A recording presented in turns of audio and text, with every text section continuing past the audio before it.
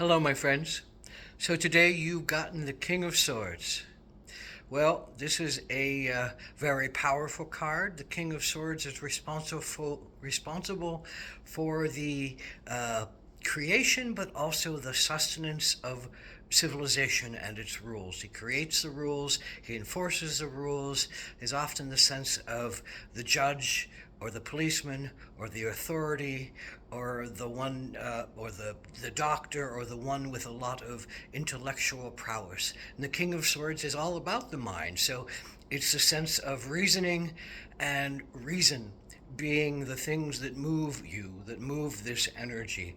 And it's not one to be in their emotions or in their passion or in their earthly corruption per se, more about the mind and the air and the communication and the solutions of problems for the benefit of the society. However, because the king can be of the mind, they're not necessarily so easily of the heart, and they don't easily choose to be emotional. They'd rather have their head over the energies. They'd rather have their understandings over their emotional confusions. So they might seem cold and they might seem distant, and they might feel like they don't necessarily appreciate things that fall out of line. And oftentimes there's a statement about follow the rules and you'll be okay and things will be fine and you'll get things done. But if you don't follow the rules, you're going to be in trouble. And obey the rules, obey the law, and do the things that are right for civilization, regardless of how you feel about them. So there can be a coldness and a push awayness from the King of Swords, but in actuality, they're often extremely connected to their intuition. They just don't want to use their emotions in it, and they have to be able to be flexible and change as things come up that make more sense to them. They're all about the sense of things.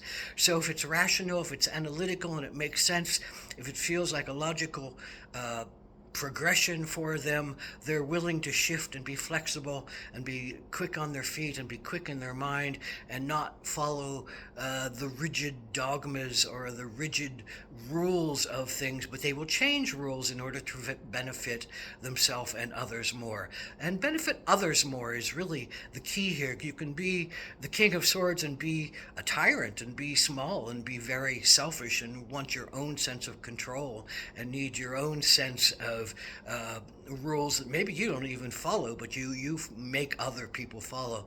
But you can also be that magnanimous King of Swords, the Solomons, who understand fairness, who understand equality, who understand that the bigger picture requires some flexibility of understanding to allow people to feel like they're ruled by a fair and compassionate king or essence or overseer or however you want to call it. But the King of Swords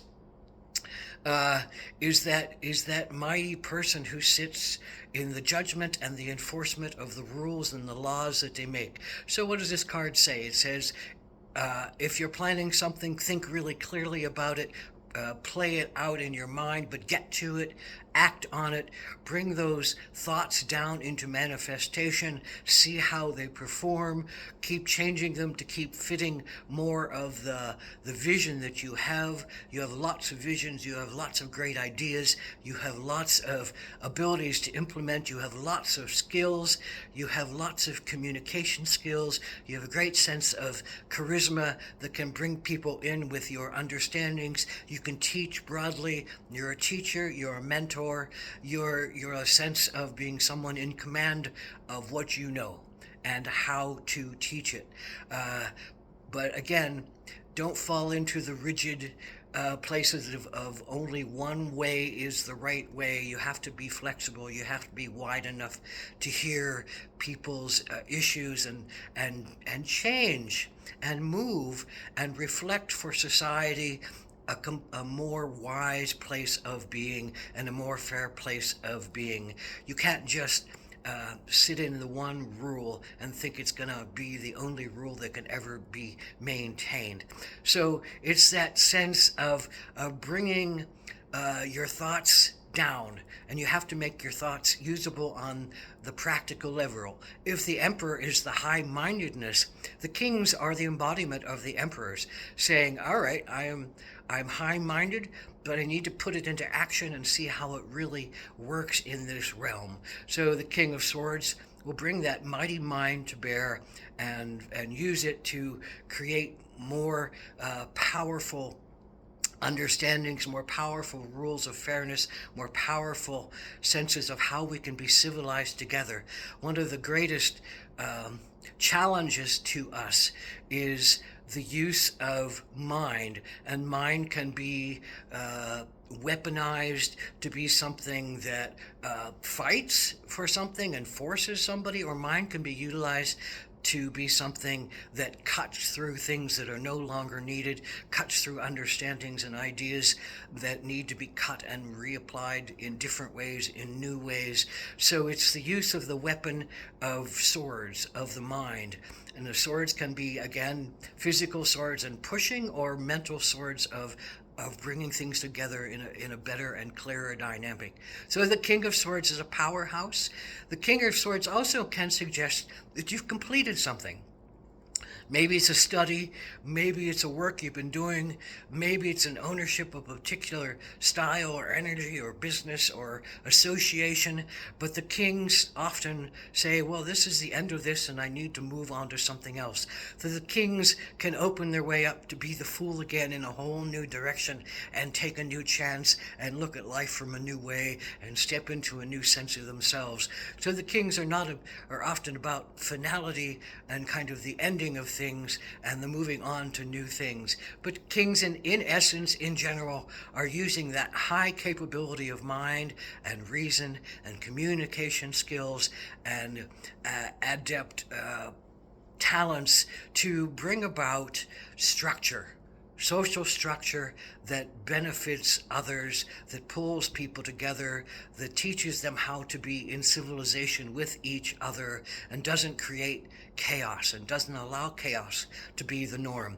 Because the king and queens of swords are really responsible for bringing us out of chaos and putting us into structure. So the alleviation of chaos is one of the highest purposes of the kings and the queens, but of the kings, to use their bright intelligence to manifest the way forward for us as a civilization, for us as a people, for us as just a simple person, to go forward in our lives and make things usable, understandable, fair, complete, honest, integral, with integrity, with a sense of morals, with a sense of ethics, with a sense of humanitarianism, with a sense of biggest compassion. So again, that ill-dignified or lower place that the King of Swords can be one of a tyrant, can be one of cruelty, can be one of selfishness, can be one of putting people down, mocking people, thinking that they are the king is the only person that knows what is the truth and the right way to be, and holds themselves as the ultimate decider without really wanting to hear input from others. They're their own negative force of mind. So that ill-dignified or reverse King of Swords, in a lot of ways, reflects what our society is going through right now. It's like, who are the people that we want in charge? People that are fair and kind and build just civilizations and honest societies, and societies that work together for everything and everyone to have a fair shot and a fair chance, the ability to move us out of chaos into places that are peaceful and honest. But again, we need to honor our intuitions, we need to honor our fire and our passions, and we need to honor our physicalities and not become corrupt in them. And that's what the King of Swords has lesser understandings of, but along the way they're going to learn how to juggle those things and how to use those things and how to become more of the majestical emperor who sits in kind of the sense of divine connection to spirit and allows that wholehearted whole beingness to be a part of how they rule and how they let other people rule, because it's the recognition that other people have these beautiful qualities that they need to bring to them, then they need to put into service to the bigger picture, and that everybody has a significant place and a significant piece and the right to be here and the power to be here, and they need to be fairly treated, and they need to be brought in with a sense of compassion and a sense of vision and a sense of integrity. So blessed be the King of Swords. May you create the situation that feels logical and sane and reasonable. May you be open to flexibility at the same time. May you rule with a strong mind, but also an open heart. You can't forget your open heart, but you have to rule with your reason, and I understand that. So blessed be your reasoning. May it always be turned to the highest possible view of people and view of humanity and view of this universe in its grand and gloriousness. Blessed be Ahom Takwe Yasin.